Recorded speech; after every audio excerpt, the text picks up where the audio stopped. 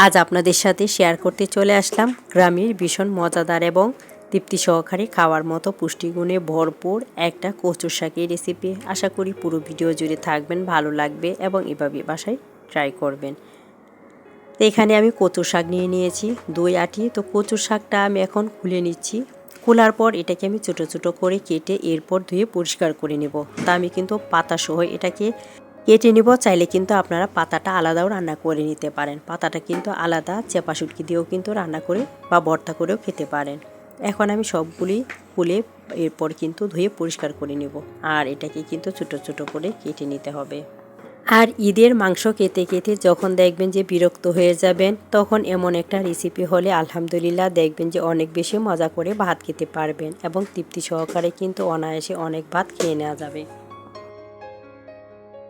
তো 2 আটি কচু শাকে কিন্তু আমি কুলে নিয়েছি। আর এখন এটাকে ছোটো ছোটো পিস করে কেটে একেবারে ধুয়ে চুলায় বসিয়ে দিয়েছি।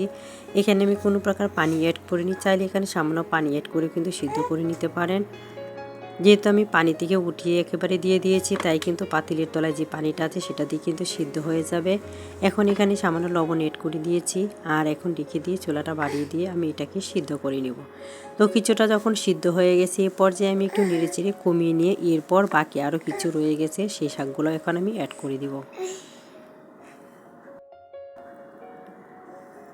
তো বাকি যে শাকগুলো রয়ে গিয়েছিল সেগুলো কিন্তু এখন আমি দিয়ে দিচ্ছি। আর দেওয়ার পর আবারও সেমভাবে আমি এটাকে ডেকে দিয়ে অপেক্ষা করব কিছু সময়। তো কিছু সময় অপেক্ষা করার পর শাকটা কিন্তু অনেকটাই কমে গিয়েছে। আর এখন এটাকে একটু নেড়ে চেড়ে এরপর কিন্তু আমি একটা চামচ দিয়ে এটাকে ভালো করে চটকিয়ে নেব। এ পর্যায়ে কিন্তু পুরোপুরি সিদ্ধ হওয়ার পর এটাকে চটকিয়ে নিতে হবে। তো এই পর্যায়ে কিন্তু আমি চামচটা দিয়ে একেবারে ভালো করে এটাকে চটকিয়ে নিয়েছি। আর চটকিয়ে নেওয়া হয়ে গেলে এখন আমি চুলাটা বন্ধ করে দিয়ে বাকি যে কাজগুলো সেগুলো করে নিব। তো এখন আমি চুলা থেকে নামিয়ে এরপর কিন্তু চুলায় আরেকটা প্যান বসিয়ে দিয়েছি আর দিয়ে দিলাম পর্যাপ্ত পরিমাণে তেল। দিয়ে দিয়েছি এখানে পেঁয়াজ কুচি আর দিয়ে দিয়েছি আস্ত কয়েক কোয়া রসুন। এখন রসুনটা আর পেঁয়াজটা একটু নেড়ে চেড়ে আমি ব্রাউন কালার করে নিব। এর আগে সামান্য এখানে লবণ অ্যাড করে দিব। এরপর যে লবণটা একটু সাবধানে অ্যাড করতে হবে, যেহেতু আমি লবণ দিয়ে সিদ্ধ করে নিয়েছি। আর শাকের যে পানিটা সেটা কিন্তু ফালানো যাবে না, সেটা সহই কিন্তু আমি রান্না করে নিব। কারণ শাকের যে পানিটা সেটা ফেলে দিলে কিন্তু পুষ্টিটা চলে যাবে। তাই চেষ্টা করবেন শাকের যে পানিটা সেটা অল্প করে পানি দিয়ে কিন্তু সিদ্ধ করে নিতে। এখন এখানে সামান্য পানি দিয়ে দিয়েছি। আর এখন অ্যাড করে দিয়েছি সামান্য হলুদ গুঁড়া, সামান্য ধনিয়া গুঁড়া, দিয়ে দিব সামান্য মরিচ গুঁড়া আর দিয়ে দিব সামান্য জিরে গুঁড়া। সব কিছু মশলা এখানে সামান্য সামান্য অ্যাড করতে হবে। বেশি মশলা অ্যাড করলে কিন্তু আবার খেতে ভালো লাগবে না। এখন মশলাগুলো দিয়ে এখন আমি ভালো করে মশলাটাকে কষিয়ে নেব। যখন তেলটা উপরে ভেসে আসবে এর পর্যায়ে আমি এখানে আগে থেকে ধুয়ে পরিষ্কার করে রাখা মাছের যে মাথা সেটা অ্যাড করে দিয়েছি।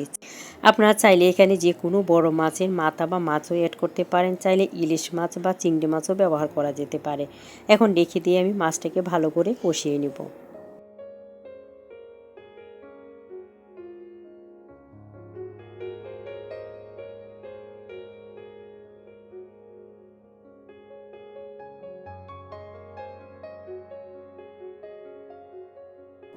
এ পর্যায়ে মাছটা কিন্তু আমার ভালোভাবে কষানো হয়ে গেছে। তো ভালোভাবে যখন মাছটা কষানো হয়ে যাবে এ পর্যায়ে আমি যে আগে থেকে সিদ্ধ করে রেখেছিলাম শাকটা, সেই শাকটা কিন্তু এখানে ঢেলে দিয়েছি।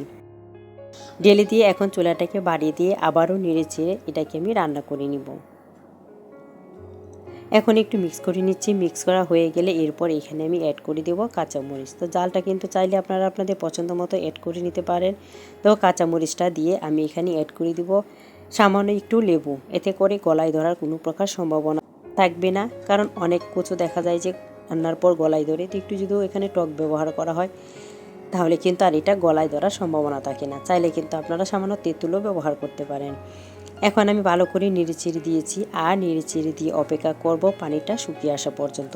চাইলে কিন্তু আপনারা পানিটা পুরোপুরি শুকিয়ে নিতে পারেন বা সামান্য পানিও রাখতে পারেন। তো আমার রান্নাটা কিন্তু একেবারেই হয়ে গেছে। এখন একটু পরিবেশন করে আপনাদের দেখিয়ে দিব।